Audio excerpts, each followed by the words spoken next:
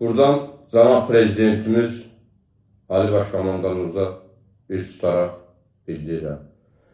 Bildiyiniz kimi 28 mayda bugünkü tarixdə müstəqilliyimiz günündə məni Türkiyənin Antalya şəhərində vurdular.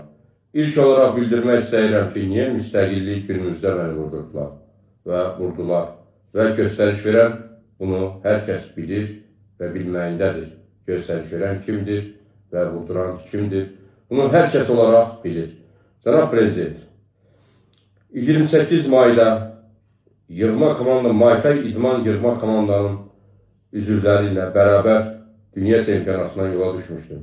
Bu dünya çempionatına yola düşərkən bildiyiniz kimi dövlət qurumlarından hər birindən müraciət etmişdim.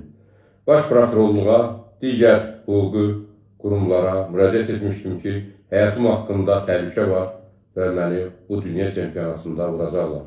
Və bununla bağlı bütün müraciətlərimə baxmayaraq, dünya çempionatında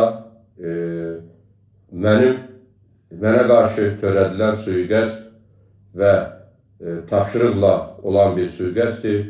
Professionallar tərəfindən vurulduğum və kiralıq qatillər tərəfindən həyata keçirilmiş bu sui-qəsd bildiyiniz kimi Azərbaycanda da, Türkiyədə də böyük səs-küyə malik oldu. Bu səs-küylərin malik olmasının səbəbi bu günləri bildiyiniz kimi 3 nəfərə hər birinə 17-8 ay iş veriblər.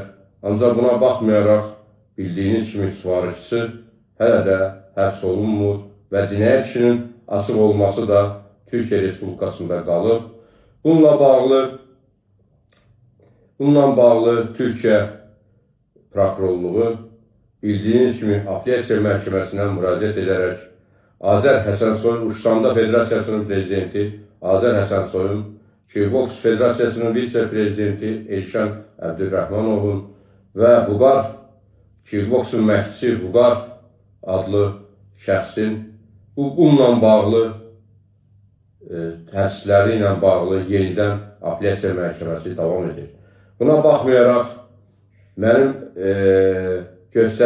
vurulmağım üçün göstəriş verən şəxs bu gün də hələ də söyləyir ki, mən işimdə oturmuşam, işimi idarə edirəm və Azərbaycan bir idmançısını və siz tərəfindən cənab prezident Evlə, Fəxri Fəhmanla və digər adamlarla, digər titullarla qiymətləndirilmiş bir şəxsi bütün Dünya Federasiyasının önündə kiralıq qatillər tərəfindən vurdurulmaq əlbəttə bu bizim